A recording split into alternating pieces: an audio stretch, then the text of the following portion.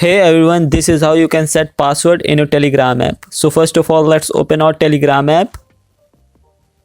Now tap on this hamburger menu. From here, tap on settings option. Now tap on privacy and security option. Now tap on passcode lock. Now tap on enable passcode and enter 4 digits that you want as a passcode. Now re-enter those digits once again. Now turn on unlock with fingerprint option and keep the auto lock option in 1 minute.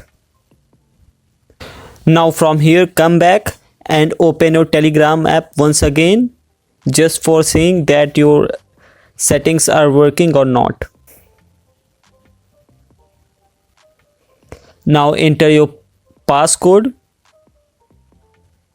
Yeah, now you can see all our settings are working perfectly and our Telegram app is password protected.